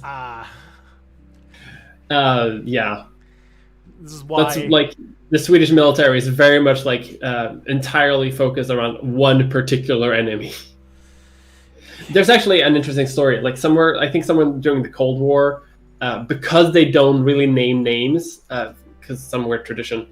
I think some general or some shit like had a press conference talking about like the potential of an invasion in Sweden, and like the plans that Sweden has, because Sweden basically doesn't have the military capability to like hold off all of Russia. That's not going to happen. But the idea is that like it would delay Russia enough until like America and the UK and France could come and help us. So that's what the entire military is for. And he's basically doing like these like big map of Sweden, like big red map arrows like going into Sweden, like a Red Alert 2 cinematic, talking about the threat from the east. And during this time, there was also like a pretty popular like leftist pro-Soviet community in Sweden, like very like communist is a good thing, the Soviet Union is perfectly fine idea, and some journalists, like some lefty journalists, asked like, well, isn't it possible that the threat could come from the West, perhaps? And the general basically goes like, yes, but it would be one hell of a detour. Someone just pointed out that the Eastern threat could just as easily be Ottoman invasion. No, the Ottoman Empire was traditional ally of the Swedes, buddies in the olden days. Us and the Turks, we get all of our culinary culture and all of our loans. What this does remind me of, have you ever played? I don't even know if I need to ask. Have you ever played the board game Axis and Allies? I haven't actually. The game that takes 10 hours to set up and 20 hours to play. So I haven't played this, but I've seen it and I want it. There's an Axis and Allies World War I version that that I played a lot. I had a friend who was really, really into this board game, to the point where he made like 10 pages of homebrew rules for it. But we played the World War I version of the game, where I played as the great people of Constantinople, where your whole thing is to just like there's just so much British, and you have to just like stop the British from just taking like, because like they come in from India and you're like, no, hold, which is funny because it's like trying to simulate World War I on a map game where like, you know, people spend 5 years fighting over 3 kilometers of land. But either way, there's a rule in this game which is definitely based on sort of the pile of armed mouse traps clashing into each other. That was sort of like how World War I started, which is that there's neutral countries that have resources, and if you invade a neutral country, their army will default go to one of the members of the opposite faction. So if you're an Entente power and you invade a neutral country, a central power will take over that country and act as their military. This is sort of like to simulate like Germany invades Belgium and then the British move in, that kind of a thing. Yeah, that makes sense. So we were playing it, and one of the rules that is definitely recipes for chaos is that the other side gets to choose which country takes over that military. And in one game we played where the Russians invaded Sweden to neutral Sweden to get onto Germany. The Swedish then joined the Central Powers, and the military was handed off to the Ottoman Empire. And so we had Ottoman troops in Sweden. It was my favorite alternate history I think ever. I like that.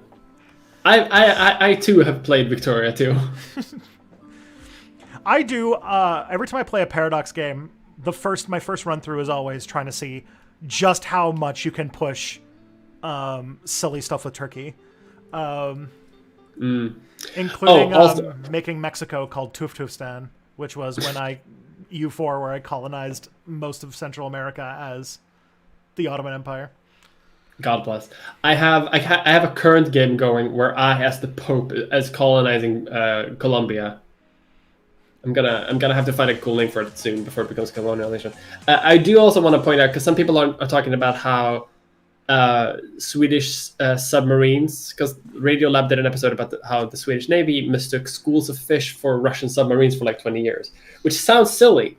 But you have to remember that like Russian submarines have been in Swedish waters, and the Navy had to look out for them. And if you think that's a myth, a Swedish submarine, a Russian submarine, like whole ass crash landed on a Swedish island, like during the Cold War, just beached itself. I love when people pretend that stopped in 1991. Yeah, and obviously, the Swedish men are so silly looking for submarines. It's like, no, they're still doing it. They found a like, Russian almost submarine. 100%. They found a Russian submarine off the coast of fucking New York, like in 2009. Yeah, like they still do this. Like I get that it's silly for like I guess it's silly that they are sometimes like mistaking fish for submarines, but like they're out there looking for a reason. That event, by the way, in Swedish history is like pretty scary because like they beached the submarine, the cops showed up, and suddenly the entire Russian Baltic fleet was like moving towards Stockholm, and everyone was just like, ugh. Guess we can't arrest these people as much as we want. That was a tense moment in Swedish Cold War history. I also just love the image of a submarine beaching on the coast and like the police just showing up to arrest the people in the submarine. No, that's basically what happened. Like the cops showed up on like bikes, being like, "What are you doing? You're not supposed to be here," because the cops showed up way before the military did. It reminds me of this line that was said very early in World War I when the British declared war on the Kaiser, and they were like, "Oh no, what are you going to do, Kaiser? The British have declared war. They're going to send all their troops to Belgium to fight the war." And he'll be like, "All right, we'll wait until they all arrive, and then we'll get the police to arrest them." It's like, as like a comment about how the British military was like tiny at that point, or the British Army was, because the British just were like boat time, boats, and then give a boat. They're like, we invest, we put everything in boats, and then the Germans were like, "Oh, we like your boats. What about U-boats?" Wonderful. I also found out, and I did not know this, that in World War I, because torpedoes were so expensive, that German U-boats, more often when they attacked, would just surface and then shoot the boat with their machine guns. Yeah. Very early before like they got their torpedo production up going. Yeah, they would surface like surprise from the back and like shoot grenade launchers. Listen, whatever works. Oh man. And also I'm just like, yeah, God. World War I was like literally like, all right, this is we made this invention 7 minutes ago. Nobody knows how it works. It doesn't work most of the time, but we've decided to build 1,000 of them, and we're sending them all into attack right now. And you're just like, here's a tank. It's a metal box with treads, its exhaust goes directly into the cabin. There's no guns. You just shoot out of this little hole. Make it work. It's just like, okay. Yeah, about it. Or like really steampunk war for like a few months there in the early age. Or like, I like the one of like, hey, we're gonna use airplanes for reconnaissance. We know that they were literally invented a year and a half ago, but we're gonna use them. And then by the end of the war, they were like, all right, if we designed our machine guns so that they shoot between the propellers, so you can shoot. It's like, holy shit, okay. Well, I mean, I really like the very early stages of World War I air combat, because they shoot. What's it called? Like they would often have like a dogfight, because they didn't have mounted guns. They would just like fly close to each other and like shoot each other with handguns. The pilots. By the way, Cole 275 or 34. Thank you for subscribing. Also, just like early bombers would just like chuck out like bricks because they didn't, or like hand grenades. Like imagine like going to war, like being drafted slightly after the Napoleonic Wars and just being like lobbed in the head by a brick because the Red Baron is like flying 4 feet off of the ground, throwing big heavy rocks at you. Yeah, and you can't shoot him down because your guns don't reach that far.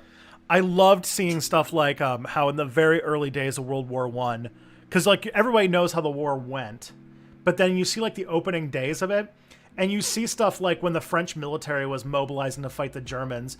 You see people like wearing like the bright blue jackets, like they brought out the dragoons, who wore like bright blue jackets with a fucking metal breastplate, and like the hat that's got the huge fucking feathers, riding on the backs of horses. Like they're like the ones who are like just think of the time when you could say, all right, we're gonna cavalry charge these machine gun lines. You're like, what the fuck? Yeah, they really prepare. Alice of Azandam said something like that, like the military always fights the last war. So like in the early days, they really just were fighting like another Napoleonic war before they realized that like machine guns kind of changed the equation a little bit. A lot of military history today. I wonder why that is. We don't usually talk about the military this much. I know. World War I, they would just like, they had, nobody who fought in that war had used their guns against anybody who like wasn't like spear-wielding indigenous people of colonies they were fucking up. Mm-hmm. So they had no idea how to fight other people. They had no idea how to fight someone with a machine gun.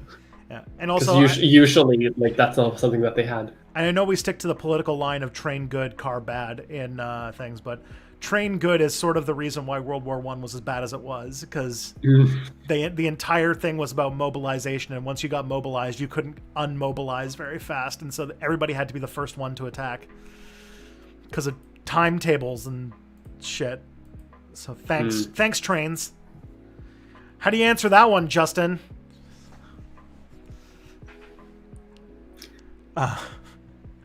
Okay. Oh yeah, we occasionally answer questions on this. Let's see if we can get one more. One more question before the end. Do we have webcomics that we enjoy? I like questionable content. I read that every day. I don't have one. I kind of sometimes XKCD is enough to make me like exhale strongly, but it's not very funny. I don't have one at the moment. Okay. Oh, here's another good one. What is the best collaboration you have done? Oh, I haven't done a lot of collaborations, honestly. I would want to do more. I think the most fun I had was when I made Harris Bomber Guy voice my plant in my video on nationalism. I've been meaning to like do more, like ask him to do more voice lines, but he's a wonderful man, good friend, very funny, obviously, and it is like perfectly healthy and reasonable. But he is fucking impossible to get a hold of, which is not a character flaw. Like that's just how he is. But that means that you can write to him. That means that like if I want him for a video, I need to have his voice lines done like 4 months in advance, and that's not how I work. Yeah. So I can never really prepare for in time to actually do it again. But I like having a H bomber guy in one of my videos. It was fun. Harry's a full-time YouTuber who doesn't use the internet. So This is a fax machine connected to magic. yeah, actually mine would be him too, because I did a video on the Girl Guides / Girl Scouts, and I asked him to do a line to pretend to be an MI5 officer for one line. I just like, okay, can you give me a voiceover of one line? And then like a few weeks later, he sends me a message just being like, yeah, I'll get to it in a little bit. I ordered a uniform and I needed to show up. And apparently he ordered an entire goddamn British World War II uniform to film this one fucking line. And then he also... He's professional. Yes. He doesn't half-ass anything, is the thing. But and then he bought a World War II and it was for World War One. So then he also added a joke at the end to explain, where he was just like it's like, I bought these, like, I don't, it's like I know this uniform looks strange, but it came from a box we found in the corner that says save for Second World War. I have no idea what that means. And it's just like, oh dear. It's like, what's it called? It is I've said this a million times on streams, but my Girl Guides video is like secretly my favorite step back video ever made, and like it got no views. So I always secretly, I'm like, oh, it's so good. So good. People don't appreciate our geniuses sometimes. I feel like most YouTubers that I would meet would say that their favorite video that they made is one that did not get a lot of views. Yes, for sure. Yeah. Maybe I'm the exception, actually, because I feel like my favorite video is also my most popular one. So I'm very happy about that. I'm very lucky. There you go. Okay, we're at 2:00. Would you, first of all, why don't you tell all the lovely people where Mia content can be consumed? You can consume Mia content by going to miamulder.com. It should take you to my YouTube channel. You can also find my Twitter ramblings on twitter.com/potato politics, or on twitch.tv/miamulder, where I stream video games occasionally, not that often. What else? You can find me on watchnebula.com/miamulder if you have a Nebula account. And I also have a medical history podcast that I run with a friend, where we talk about like more medical history, which is like less video essay, political opinion stuff. It's more like medical history podcasts. You know those, and they're fun. You can find that by looking for Leech Fest on your podcast platform of choice. And we're currently being hosted by Acast, so acast.com/Leechfest podcast or something like that. You'll have to probably search for it. We just made the transfer, so I'm not super sure about the linkage. Alrighty. But you can do that. It's great. Thank you so much. We're going to be rating today Kadiosaurus, who is a TikTok creator who talks a lot about kink and ADHD, and I have learned way more about my condition through her videos. And she recently, for about 2 or 3 days, was banned from TikTok for basically no reason. So I'm going to give her a raid, and we're going to say hello. Be sure to give her your best. And I'll be back tomorrow night for all of you. But take care. Alrighty.